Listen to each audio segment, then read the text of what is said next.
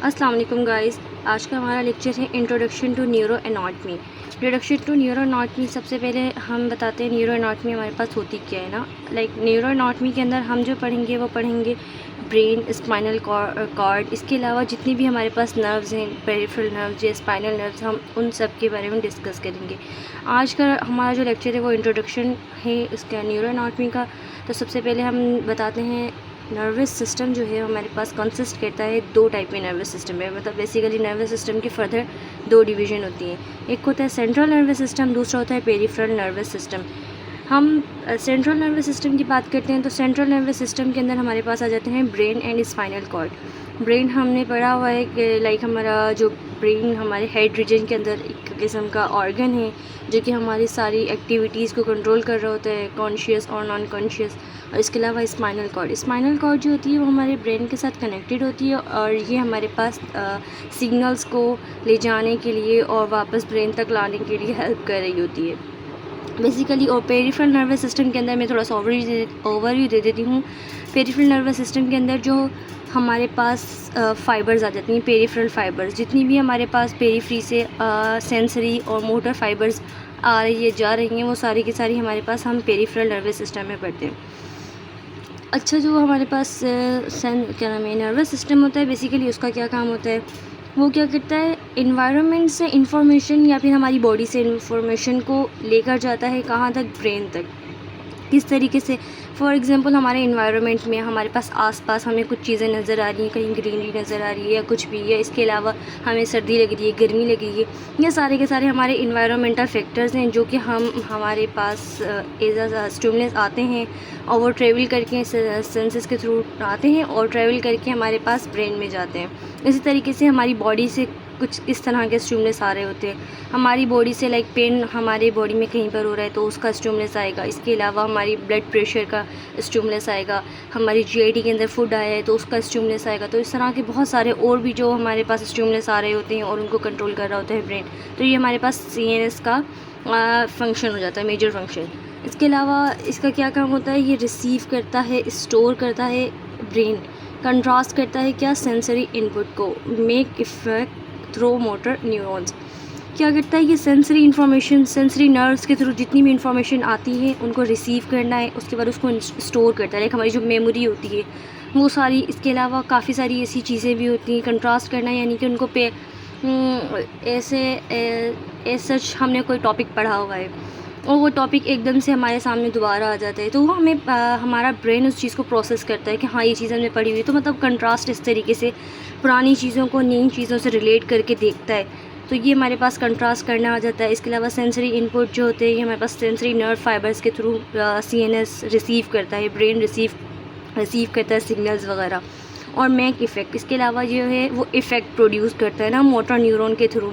और वो इफ़ेक्ट किस तरीके से हो सकता है, अगर हमें सर्दी लग रही है तो हम जो है गर्म जगह की तरफ भागेंगे या हमें कॉफ़ी वगैरह या इस तरीके की हीट वाली चीज़ें लेंगे, इनटेक करेंगे। इसके अलावा अगर कोई चीज़ हमारे पीछे, हाँ अगर हम लोग कहीं खड़े हुए हैं और एकदम से हम लोगों को सामने से कोई, अगर लड़कियां हैं तो उनको कोई छिपकली नज़र आ गई है या कुछ इस तरह का कॉकरोच वगैरह नज़र आ गया तो एकदम से उनकी बॉडी जो है ना उसको रिफ्लेक्ट बैक करेगी, वो मोटर न्यूरॉन्स एक्टिवेट होंगे और वो जो है ना वहाँ से भागना शुरू कर देंगी, चिल्लाना शुरू कर देंगी। तो ये एक जो है एक तरह का मोटर इफ़ेक्ट होता है जो हमारा सीएनएस प्रोड्यूस करवा रहा होता है।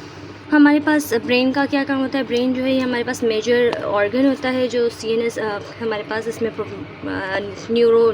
नर्वस सिस्टम का पार्ट होता है। इसके अलावा ये भी सेम रिसीव करता है, प्रोसेस करता है चीज़ों को या इंफॉर्मेशन को, और इसके अलावा डिसीजन लेता है कि अब क्या करना है। जैसे बताया कि अभी एग्जांपल दी थी, इस तरीके से कोई डॉग वगैरह पीछे लग गया है किसी भी इंसान के, तो फिर उसको उस सिचुएशन में क्या करना है ना वो ब्रेन बताएगा।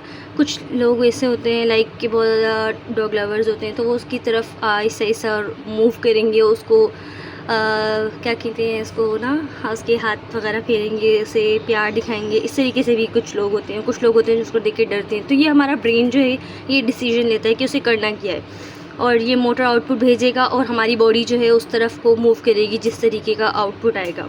हमारे पास जो है पेरिफेरल नर्वस सिस्टम बेसिकली हमारे पास होता है और पेरिफेरल नर्वस सिस्टम के अंदर पास क्या होता है, टेक्स्ट द इन्फॉर्मेशन ये क्या करता है, इंफॉर्मेशन को लेके जाता है पेरिफेरल से ब्रेन तक।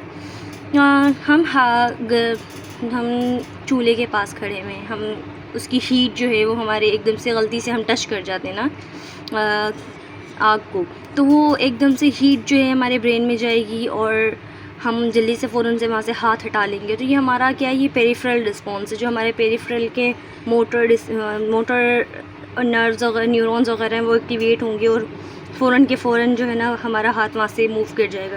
तो ये हमारे पास PNS का रिस्पॉन्स होता है। अब जो सेंसरी PNS, हमारे पास पेरिफेरल नर्वस सिस्टम भी फर्दर 2 टाइप का होता है, एक होता है सेंसरी PNS, दूसरा होता है मोटर PNS।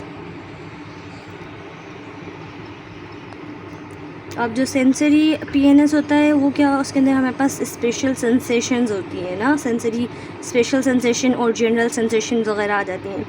और जो मोटर होता है उसके अंदर तो नॉर्मल मोटर, हमारी जितनी भी मोटर न्यूरॉन्स वगैरह एक्टिवेट होती हैं वो आ जाते हैं। स्पेशल सेंसेशन के अंदर हमारे पास क्या होता है, स्पेसिफिक ऑर्गन्स जो होते हैं ना वो जनरेट करते हैं, लाइक हमारा सुनने की, हम जो कोई भी चीज़ हेयर करते हैं, कोई भी चीज़ हम देखते हैं, ये हमारे सारे के सारे स्पेशल सेंसेस वगैरह हैं। कोई भी अगर हम किसी चीज़ को टच करते हैं तो हम पहचान लेते हैं, लाइक कि ये चीज़ वाटर, लिक्विड, एक इस तरह की चीज़ें जो होती हैं टच करके हम पहचान रहे होते हैं। तो ये भी हमारे पास एक टच जो है स्पेसिफिक वो है, सेंस है हमारे पास, सेंसेशन है, देखने का, सुनने का, बोलने का हमारे पास एक स्पेशल सेंस है। तो ये हमारे पास स्पेशल सेंसेशंस होती हैं, ये हमारे स्पेसिफिक ऑर्गन्स में से जनरेट हो रही होती हैं।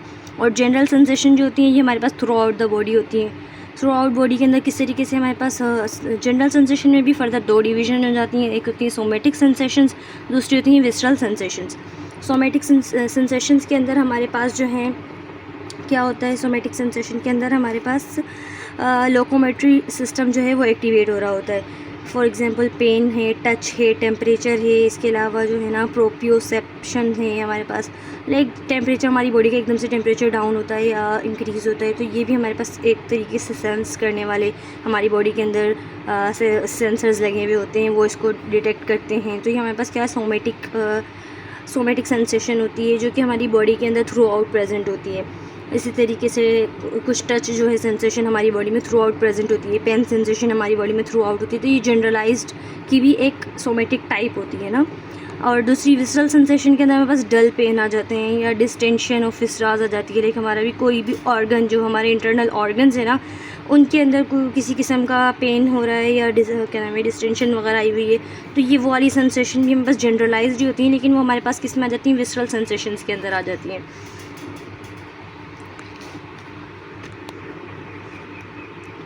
अब हमारे पास है मोटर PNS। मोटर PNS जो है हमारे पास वो 2 टाइप का होता है, एक होता है वॉल्यूंट्री और दूसरा होता है नॉन वॉल्यूंट्री। मोटर PNS में हमारे पास वॉल्यूंट्री और इनवॉल्यूंट्री दोनों टाइप के कंट्रोल हो रहे होते हैं। वॉल्यूंट्री कंट्रोल के अंदर हमारे पास हो जाता है somatic motor responses. Somatic motor responses के अंदर यानी कि जो चीज़ हमारे ख़ुद के कंट्रोल में होती है ना, बहुत सारी चीज़ें हमारे ख़ुद के कंट्रोल में हो रही होती हैं, जो हम खुद कंट्रोल कर रहे होते हैं। इसके अलावा कुछ होती हैं इनवॉलंटरी यानी कि ऑटोमेटिक कंट्रोल, जो कि हमारे हाथ में नहीं होती हैं, लाइक हमारी बॉडी खुद ब खुद जो है वो रेगुलेट कर रही होती है रिस्पॉन्सेस को, और वो उसमें आ जाते हैं ऑटोनॉमिक मोटर रिस्पॉन्सेस के अंदर फर्दर 2 डिवीज़न आ जाती हैं, एक होती हैं पैरासिम्पैथेटिक और दूसरी हो जाती हैं सिंपैथेटिक जो है ये बेसिकली हमारे पास फाइट एंड फ्लाइट मोड के अंदर, यानी कि एकदम से हमारी बॉडी जो है ना स्ट्रेस कंडीशन में आ गई है या फिर एकदम से बहुत ज़्यादा एक्टिवेट हो जाती है तो उस कंडीशन के अंदर आ गई है। या पैरासिम्पैथेटिक जो है हमारे पास नॉर्मली रेस्टिंग कंडीशन के अंदर बॉडी है वो, तो लाइक अगर हम नॉर्मली अभी बैठे हुए हैं, आप बैठे हुए, मैं बैठी हुई हूँ, तो इस तरीके से जो हमारे इस वक्त हमारी बॉडी के अंदर जो है ना parasympathetic autonomic motor responses activate हुए हैं। लाइक अगर हमने अभी भी खाना खाया तो नॉर्मल कंडीशन में बैठे हुए हमारी बॉडी के अंदर डाइजेशन जो है वो इंक्रीज़ हुई होगी, हार्ट रेट डिक्रीज़ होगा, ब्लड प्रेशर डिक्रीज़ होगा।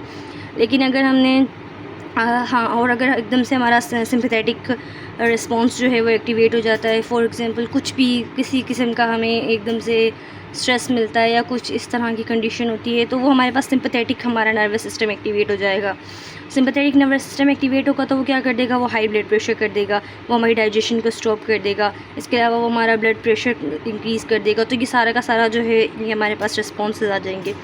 ये था बेसिक ओवरव्यू हमारा किस पर, सेंट्रल नर्वस सिस्टम की एनाटमी पर, सेंट्रल नर्वस सिस्टम के कुछ फंक्शंस और हमने उनकी डिविजन्स वगैरह देखी हैं। और नेक्स्ट वीडियो में हम मिलते हैं। अभी तक के लिए इतना ही। ओके, अल्लाह हाफ़िज़।